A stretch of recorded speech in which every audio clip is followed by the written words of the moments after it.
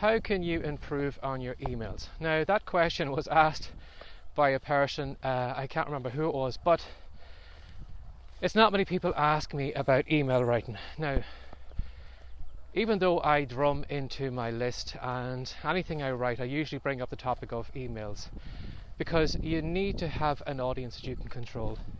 You can't always rely on Facebook to get your message in front of all your followers. You can't rely on Twitter to do that.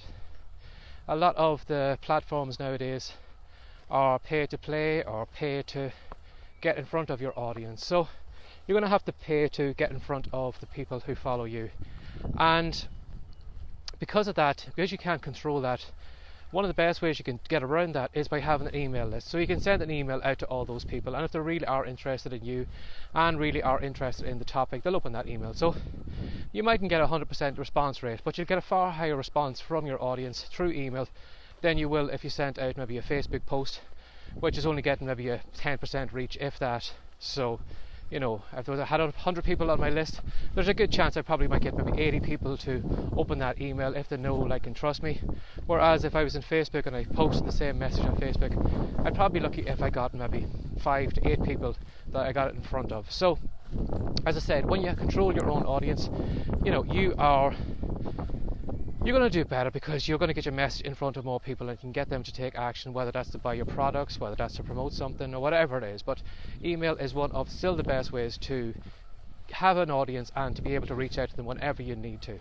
So the fact that this person asked me that question makes them rare, because the majority of people still, even though I drum it into the heads over and over again, the majority of people still won't build an email list, and they'll still pay for, you know, over the top ads on Facebook, and you know, they're throwing money away rather than building an email list once and then they can reuse it over and over and over again.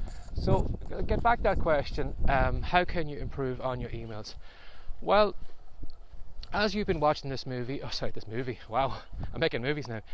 As you've been watching this video, I have been coming across in this video. So unconsciously you're probably picking up that I have an Irish accent. You're probably also picking up that I make the odd mistake when I'm doing these videos, but there is a little bit of kind of unconscious bonding between me and you now. So when you leave this video, you know a little bit more about me. I won't be just a random face on the internet if you do see it again. So you should think about your emails like that. In an email, you need to get across your personality in your words.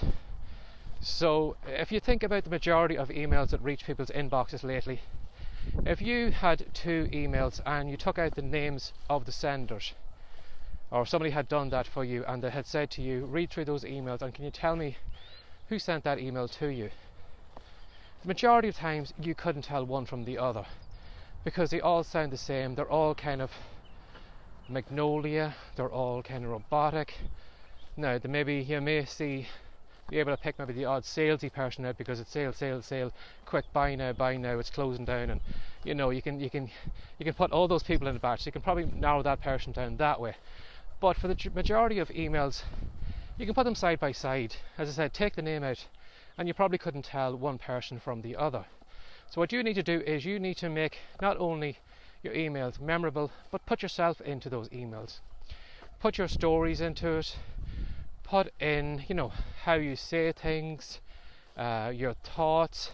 Again, a lot of people, when it comes to email, are afraid of offending people, are afraid they're going to hit the unsubscribe button, are afraid of, you know, making an argument that maybe that subscriber doesn't agree with, because they're afraid everybody's going to jump off their email list, and they're kind of tiptoeing around in that email because they're afraid to insult that person anyway, or afraid to lose them, so their list actually shrinks. So you want to forget all that. You want to be yourself, because at the end of the day, if people don't like you, they don't like you. You know, after you've watched this video, you either like me or you don't like me. There's nothing I can do about that. And, you know, it's going to be the same for your emails. You're going to find when you send a couple of emails, people aren't going to like maybe the topics that you talk about, you know, the things that you bring up, and they're probably going to leave. So there's nothing really you can do about that. So in that case, then I would tell that person, you know, be themselves in the emails, but everybody's not going to like you. People are just going to, for whatever reason, they aren't going to, you know, you're not going to be their cup of tea, and they're probably going to unsubscribe. So rather than, you know, trying to be the Magnolia person who just tries to keep everybody happy, be yourself, get your personality over, your loves, your hates, what fires you up, what angers you, and have a personality in those emails. So as I said, if somebody seeing your email took the name out, they should know exactly who wrote this to them.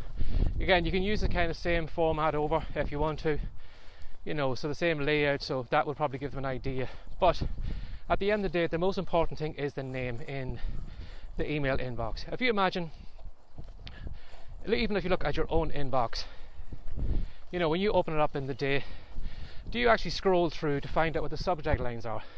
Are you thinking to yourself, wow, I must just find the catchiest subject line today because that's going to make me open an email?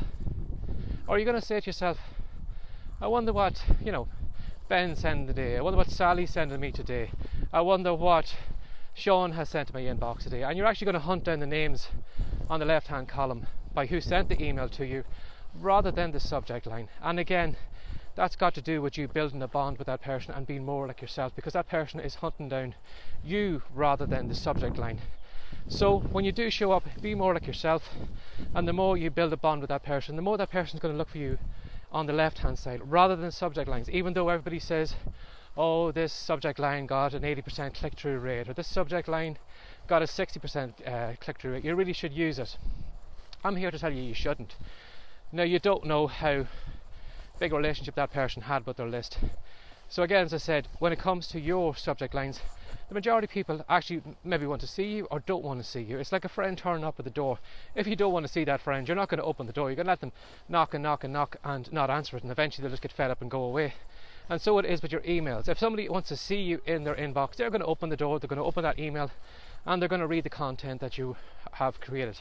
So again, I'll probably come back to this in another video about email because there's so many things I can cover in it. But the first thing I would say to you is to have a personality. Put a little bit of your life story into it, funny things that you did, memories, mistakes, goof-ups, all the things that is going to build you with that person. And over time, they are going to, again, as I said, look at you in the left-hand column. They're not going to worry about any subject lines. They're going to hunt down your emails because they like listening or reading your content. So that is one way that you can improve your email writing. So I hope you enjoyed this short video. If you did, and if you'd like to know more about me, or you'd like to know more where my content is, it's over on the Writecome site. So that is writecome.com. And if you've got a question you'd like me to cover in a video, or you just like to reach out, you can reach me at barryjmcdonald@gmail.com, and you can send your emails there. And that is my own personal inbox, so you're not going to get a support team or anything like that. You can get directly to me. So as always, thanks for sharing your time with me again today, and take care and have a great day. Bye bye.